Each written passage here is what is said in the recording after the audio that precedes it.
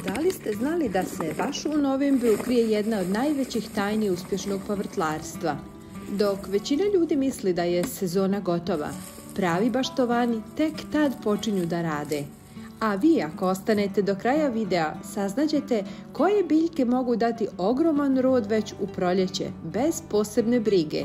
Ali prije nego krenemo, pretplatite se na naš kanal Dodaju Mesi Speci, ostavite nam jedan like kao znak podrške i podijelite ovaj video, jer tako zajedno rastemo, učimo i čuvamo naše stare baštovanske trikove.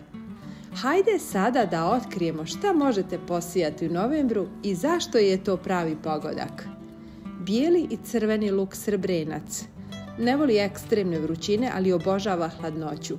Posađen u novembru imaće snažan korijen i savršen start na proljeće. Bonus odbija mnoge štetočine. Češnjak. Ovo je savršeno vrijeme. Korijen se razvija preko zime, a na proljeće kreće u buru rasta.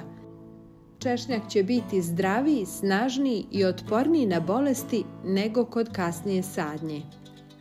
Mnogi se iznenade, ali da, i šargarepu možete posijati u novembru. U blažim klimama šargarepa preko zime sporo raste, ali na proljeće eksplodira. Imaćete raniji i ukusniji rod.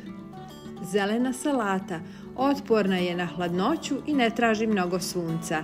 Najljepša prednost je manje štetočina u zimskom periodu. Špinat. Kralj hladnog vremena.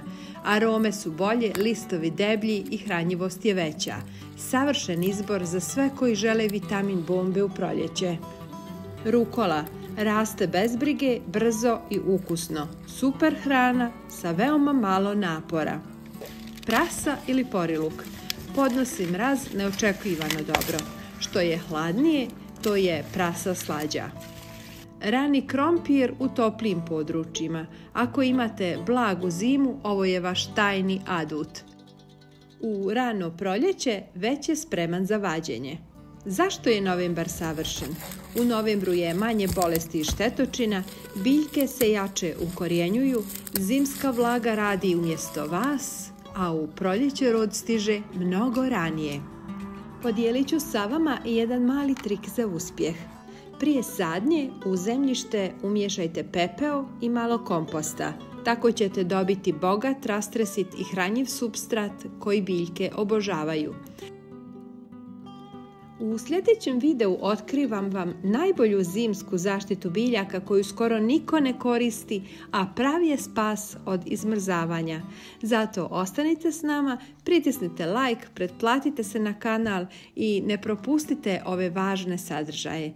Prijatelji, pošaljite ovaj video i vašim prijateljima na društvenim mrežama. Hvala vam puno na tome.